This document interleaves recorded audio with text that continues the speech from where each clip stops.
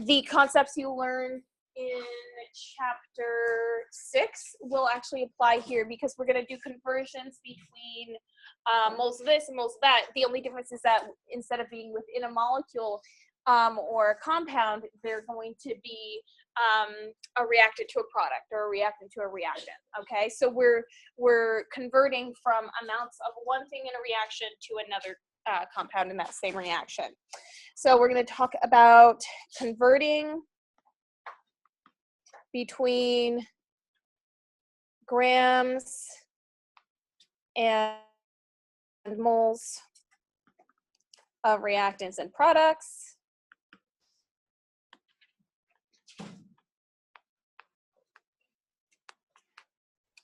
And we are also going to talk about limiting reagent and theoretical yield.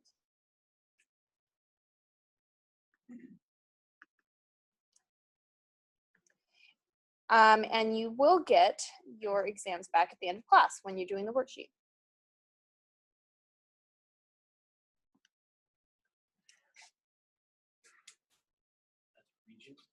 Reagent.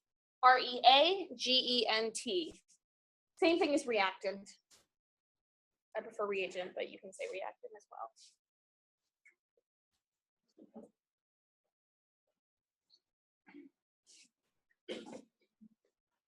Just want to make sure everyone has this down.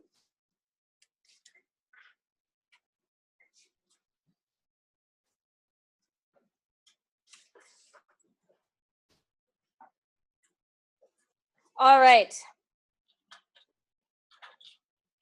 Reactions are very much like recipes.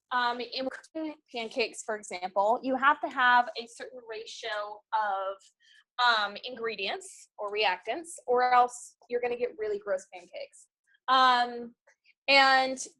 So a certain ratio of ingredients also has a certain ratio to how many of pancakes or waffles or muffins you get out. I'm really into breakfast food, if you can't tell. So for example, if you have 3 eggs, and that's going to give you 15 pancakes. Oh, if I can spell eggs. Right. How many pancakes will you get from 4 eggs? 20. Many of you have done this. If you've ever halved a recipe or doubled a recipe, you're basically doing what we're going to be doing in class today. So 20 pancakes. And the way we can actually figure this out is, I'm going to put this in conversion form, but you just took the ratio of 3 to 15 and turned that into the ratio of 4 to 20. So if we did this in, I would say, if you can make 15 pancakes with 3 eggs, how many can you make with 4 eggs? 4 eggs. You have a ratio of 3 eggs to 15 pancakes. And that's going to give you 20 pancakes. So I just put that in terms of how we do our calculations in class. And we can think of this as your molar ratio right here. So in your reaction, your balancing coefficients are going to tell you a lot about how many products you can get from a certain amount of reactants, vice versa. So you're going to use your balancing coefficients for your molar ratio here. And I'll give you an example of that.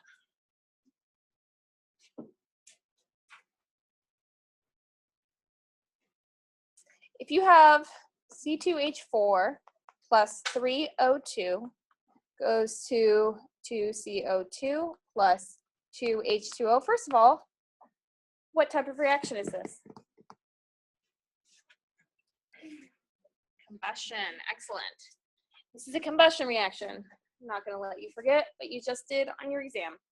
And I could say, if I have 0.56 moles of C2H4 and an excess of O2, how many moles of H2O would that yield? And what I mean by an excess of O2 is that you have enough O2 to react with 0.56. So the 0.56 moles are what is going to limit your products. And we'll talk more about limiting reagents later. So what you're going to do is you're going to start with 0.56 moles of C2H4, and then you're going to use your coefficients, the 1 and the 2 here, as your molar ratio. So you have 1 mole C2H4 to 2 moles of H2O, and that will give you 1.1 moles of H2O. Okay.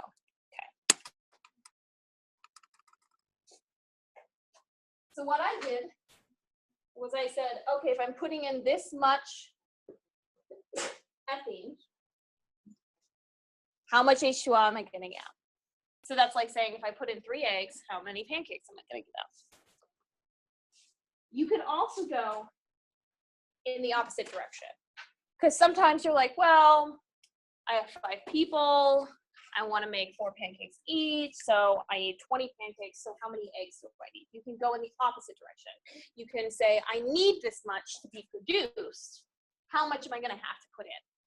So in that case, we're going to go from amount of products to amount of reactants to determine how much you need. And the type of question I would ask for that is, how many moles of O2 do you need to yield 6.7 moles of CO2? Yield just means produce. So now we're starting with an amount of a product that we want and determining how much reactant we're going to have to put in. So we start with the 6.7 moles of CO2. And we have a ratio of 2 moles of CO2, excuse me, to 3 moles of O2, which is going to give us 10 moles of O2. So what you just found out is that in order to produce 6.7 moles of CO2, you need to put in 10 moles of O2 because of that molar ratio that I got from the balanced equation. Does anybody have any questions thus far? These are the one-step problems. I'm going to do one more, but I'm just giving you examples of the type of language that these questions that I will ask you. Yield, and excess. So the third case, so I said, okay, if you can go from reactants to products, you can go backwards from products to reactants. You can also say reactants to reactants. So you're like, well, I have 3 eggs. How much milk do I need to put in as well in order to make pancakes? Okay. So you're saying, so I could say, how much O2 do I need if I have a certain amount of C2H4? I'm going to do a different equation though.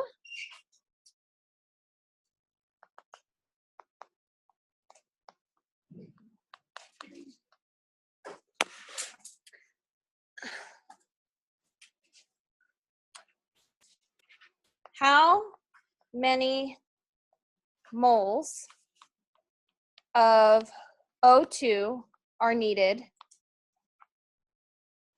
to fully react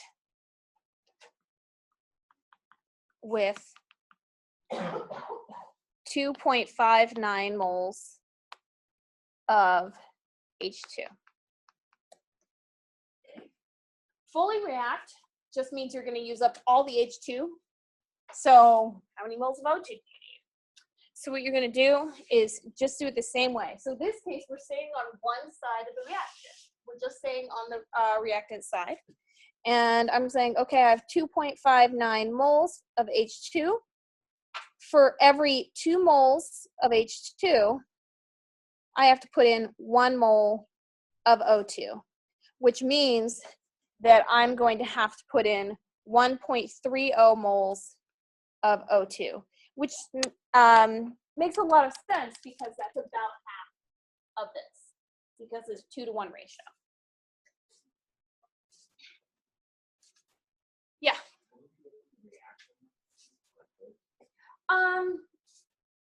Depends.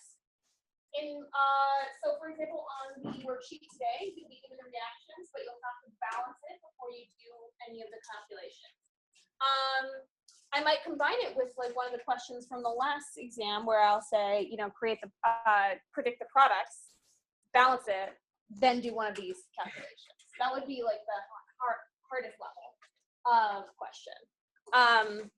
But yeah, so we're starting out super simple, but we'll go higher. The thing is, yeah. Do we have a quiz this Friday? No.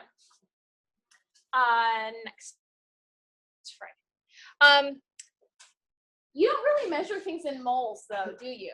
Like, what measurement do you generally use in reaction? What? Grams, right?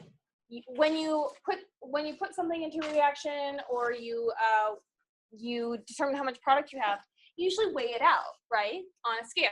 So a lot of times we're going to actually have to go from grams on one side to grams on the other side. So we're going to do mass conversions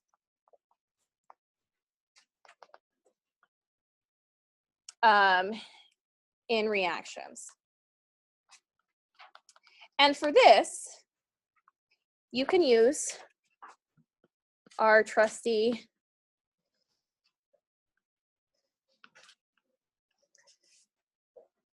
diagram.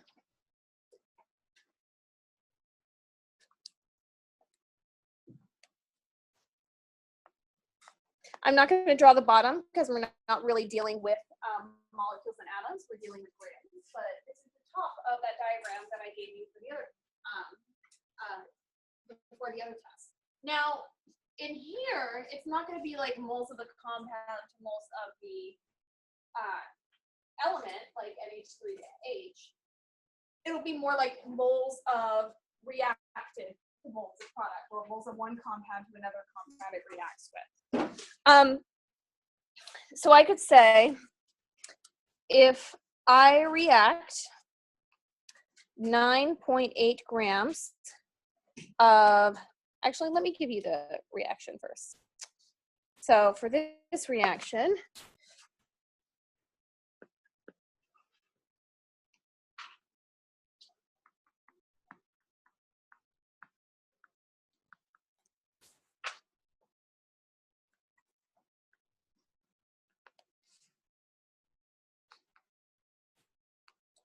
okay, I react 9.8 grams of CaNO3 2.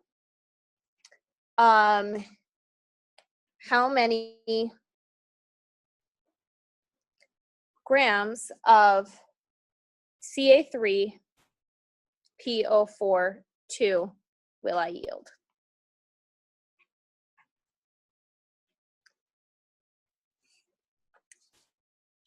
So what's my A? We're starting with grams of A. Grams, yeah, so we're starting with CaNO3 2. So we're going to go from 9.8 grams of CaNO3 2 using our 2 moles of CaNO3 2 using what? Molar mass. Then we go from moles of A, which is CaNO3 2, to moles of Ca3PO4 2. What do we use there? Our molar ratio, which in this case is going to be 3:1. And then finally, we use our mass here, our molar mass here, to go back to grams of Ca3PO4 2. So the way we're going to write this out is 9.8 grams of CaNO3 2, and I'll give you the molar masses of these.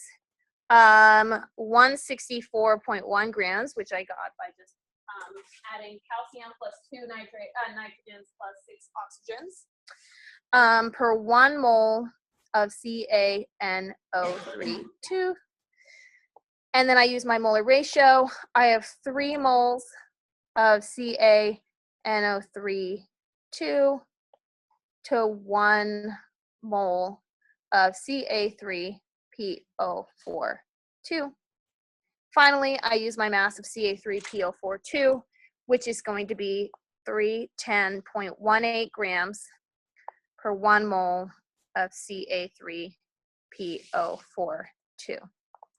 That's going to give me 6.2 grams of Ca3PO4 2.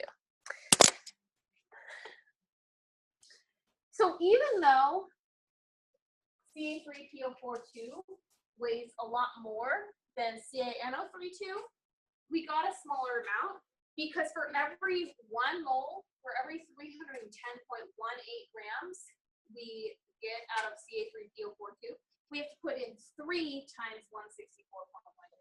We have to put in 3 moles. Okay? So the amount you're going to get out depends on both the molar masses of A and B and your molar ratio. So you cannot forget this really important step in the middle. Your molar ratio is significant. Any questions? Yeah.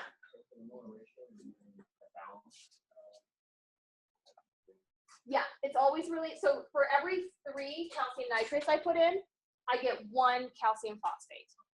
Yeah.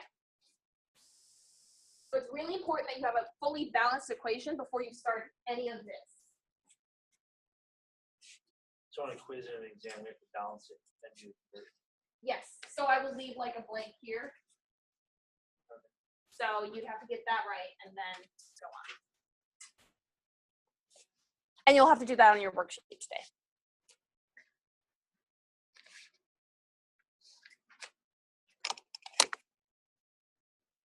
Everybody have this down? Okay.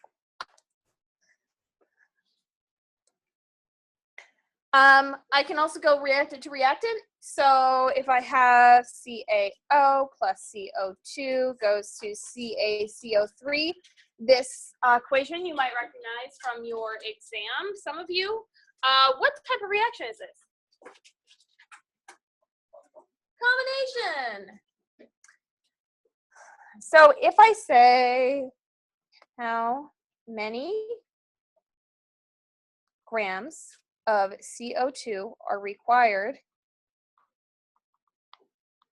to react with 17.2 grams of CaO,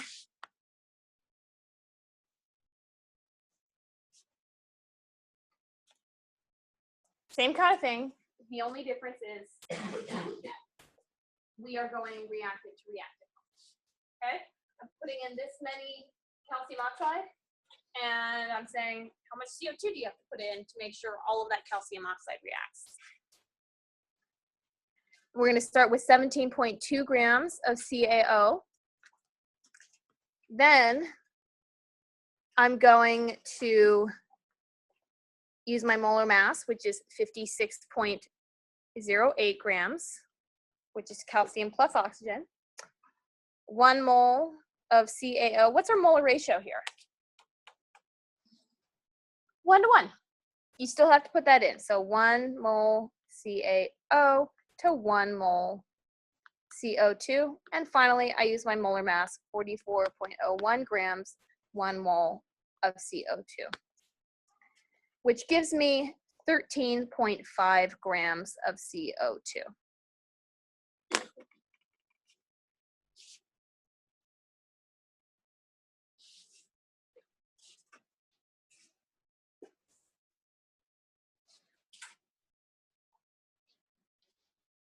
How do you all feel about doing one on your own?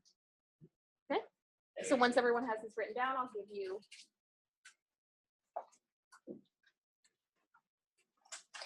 you're actually going to use the calcium nitrate plus potassium phosphate reaction that I did in the example before. And your question is, how many grams of K3PO4 are needed to fully react with 23.4 grams of CaNO3 2? Right. If you have questions, raise your hand, and I will help.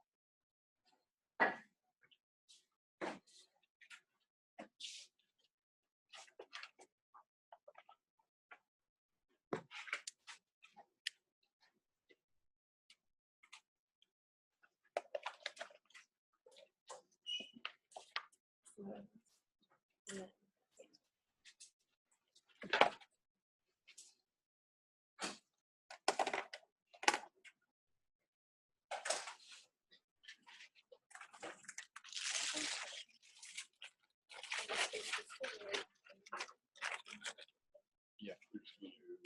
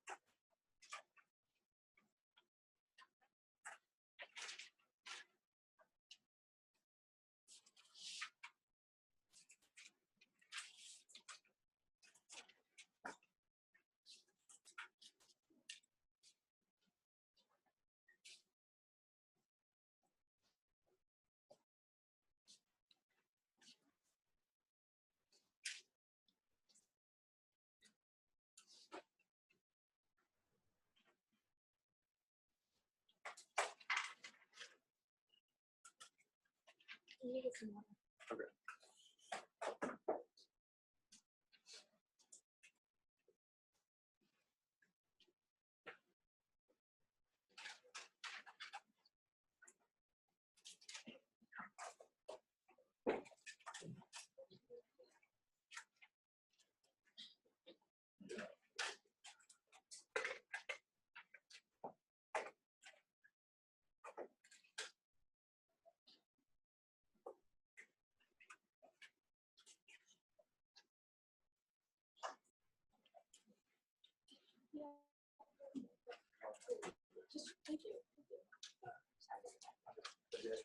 Okay.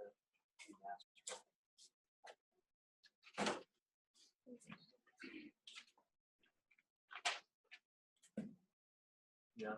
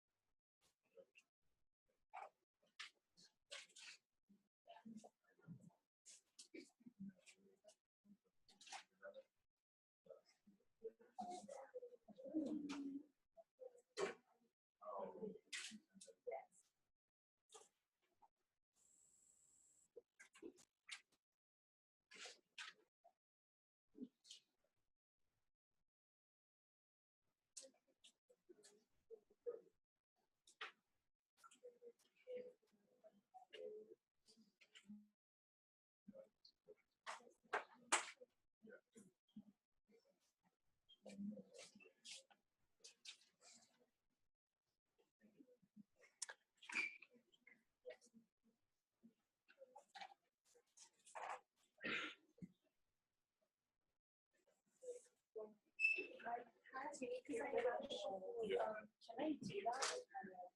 Right? You want to use the mole ratio in the equation. So you'll say there's 2 moles or 3 moles of CaNO3 for 1 mole. For 2 moles of K3PO4. It's off of that equation up there. 1 mole of this. No, 3 moles of that, right? Because that's your coefficient. Okay. For every 2 moles of K3PO4. Oh, so they can be on like, it doesn't have to be like here and something on this side. No, it can be like 2 reactants. You're just going to use the coefficients in the chemical reaction. Does that make sense? Yeah.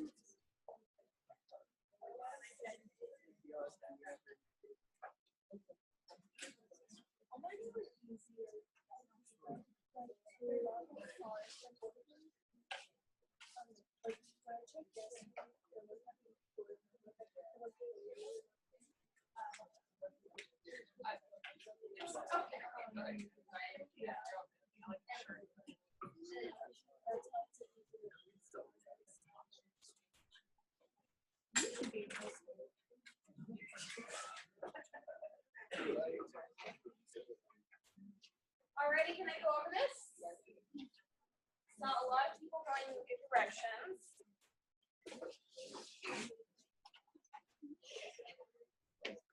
I'm going to start with 23.4 grams of CaNO3 2. What's my next conversion factor?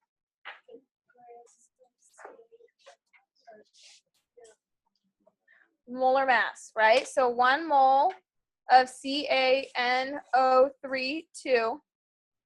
What's my molar mass? 164.1 grams. What's my molar ratio? 2 moles of K3PO4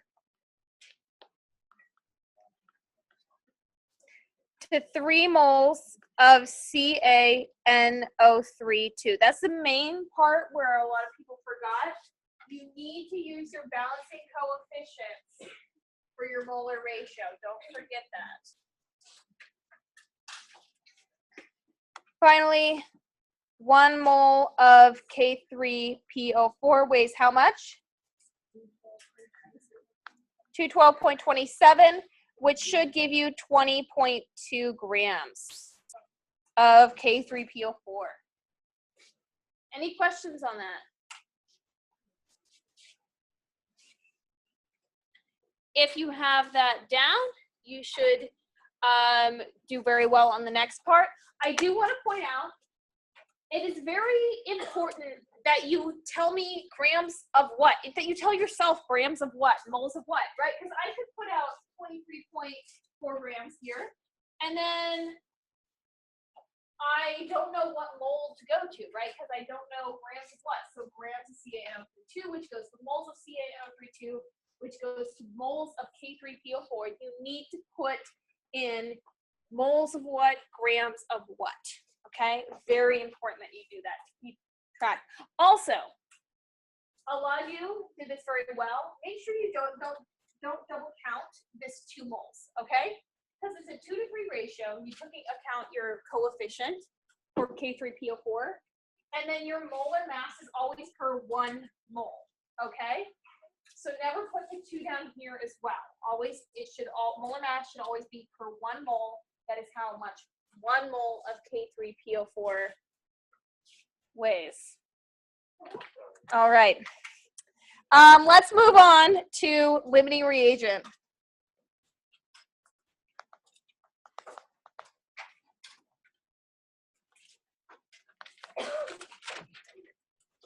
And theoretical yield.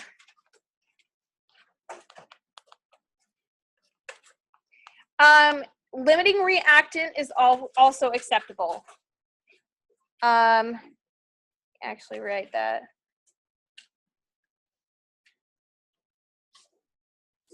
They're the same thing, just different words. I prefer reagent, but just know when you hear limiting reactant, same thing. They're synonyms.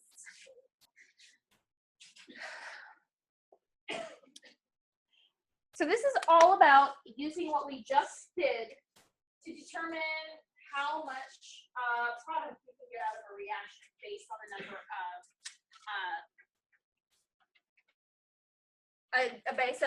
on the amount of each reactant. So this is like saying, okay, well, I have this much eggs and this much milk.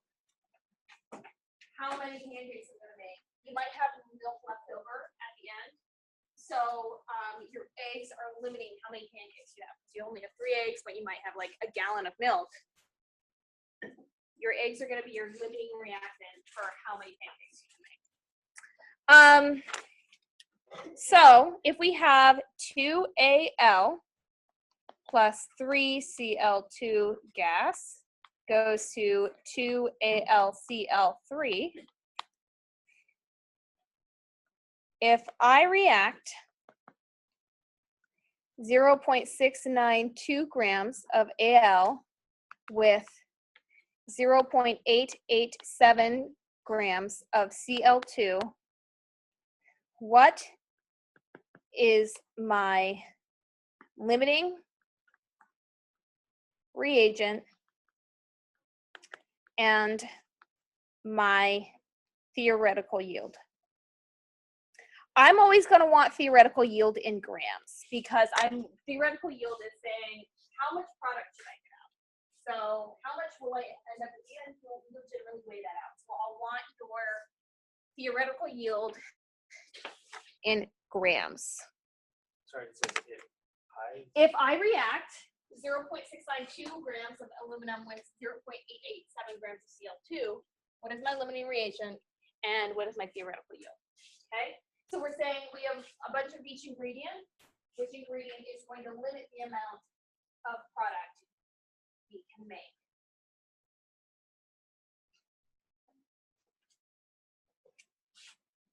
So we're going to have to do 2 separate calculations like we just did. First, we're going to deal with the aluminum, see how much product we can get with that, and then we're going to deal with the chlorine, see how much product we can get with that. So I'm going to ignore the chlorine at first. I'm just going to focus on seeing how much aluminum chloride I can produce with 0.692 grams of aluminum. So I'm going to go and I'm going to use my molar mass of aluminum, which is 26.98 grams per 1 mole of Al. And I'm going to use my molar ratio, which is 2 moles of aluminum to 2 moles of AlCl3. You are welcome to make this a 1-to-1, since 1-to-1 is the same as 2-to-2, as long as you do that correctly. I just leave it 2-to-2 and then I just ignore it in my calculations. Finally, you're going to use your molar mass of aluminum chloride, 133.33 grams per 1 mole of AlCl3, which gives you 3.42 grams. Okay.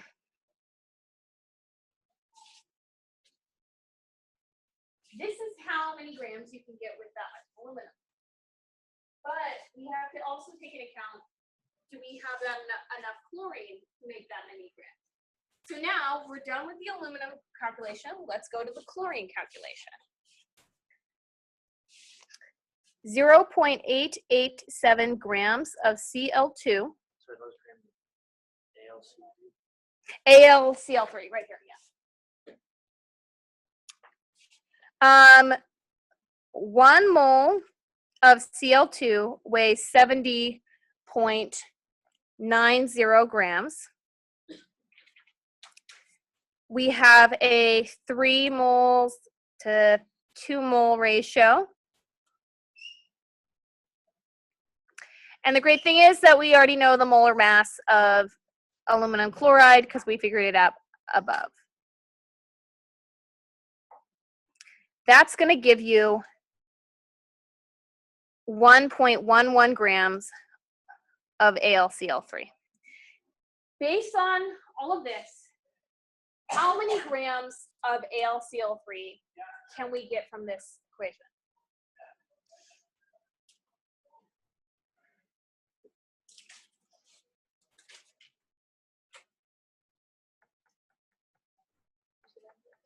What? How many, based on these answers, with this number of reactants, with this amount of each reactant, how many grams will we get out of this equation? The least amount. Okay?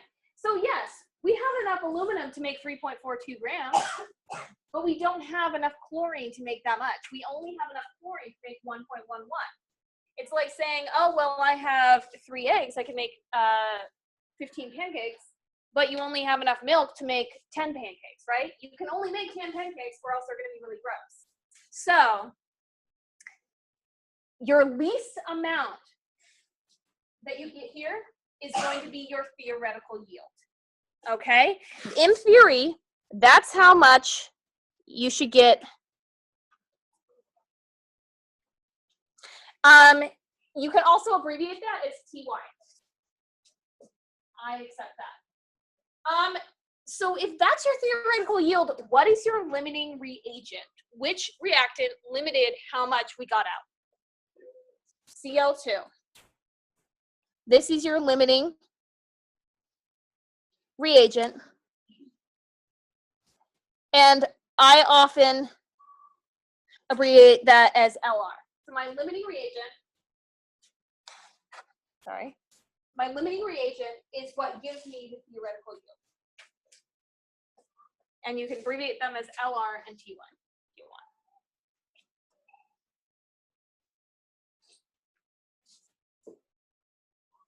Yeah. Yes. They will always be, if you label theoretical yield from one calculation, the thing you started with will be your limiting reagent. Notice that even though we started with more grams of chlorine, that was the limiting reagent.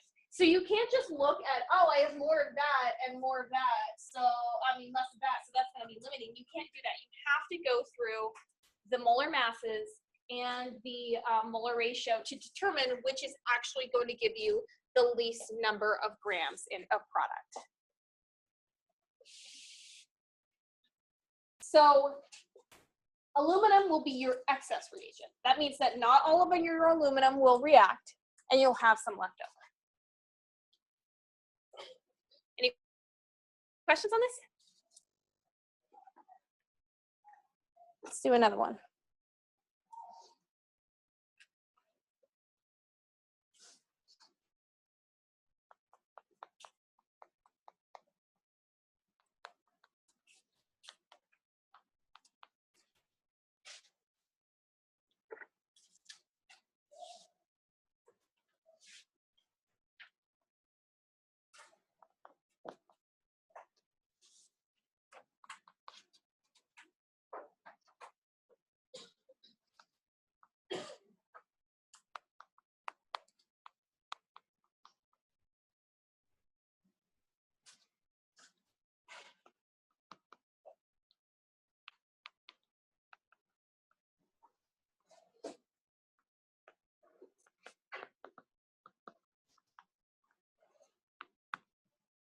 I have 19.6 grams of NaOH and 20.9 grams of HCl.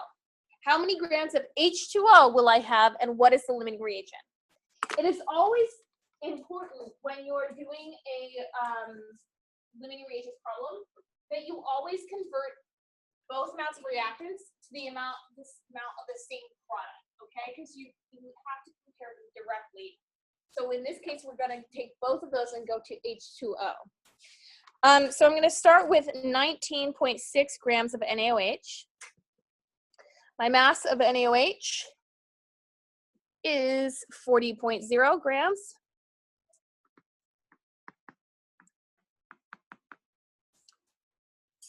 What's my molar ratio here?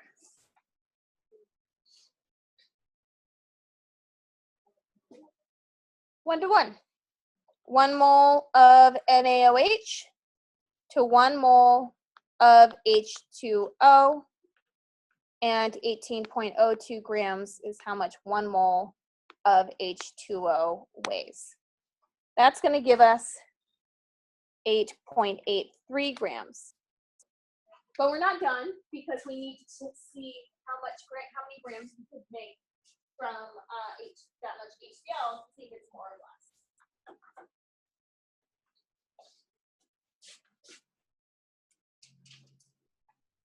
20.9 grams of HCl. Each mole of HCl weighs 36.46 grams. Once again, we have a 1-to-1 ratio.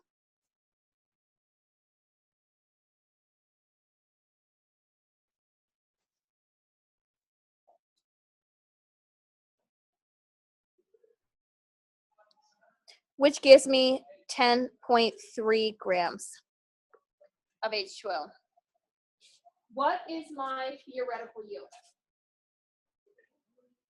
8.83. So that's my TY.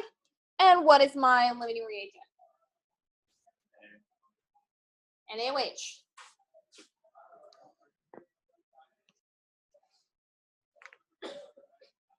Any questions?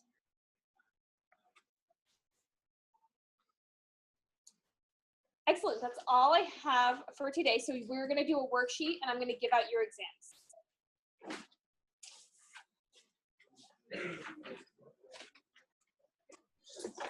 Quick, I just want to make an announcement. There isn't going to be CLC hours today. All except for 4 to 6. There won't be the 2 to 3 sessions, and then there'll be normal hours on Thursday from 2 to 6. So just a heads up, if you were going to go to the CLC after class, it won't be on there.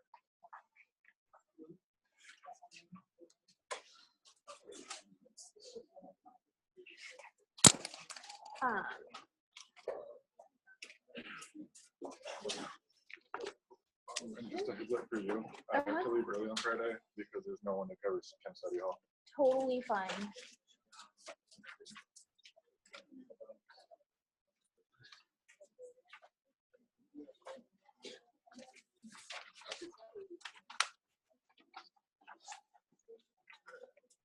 Probably too many.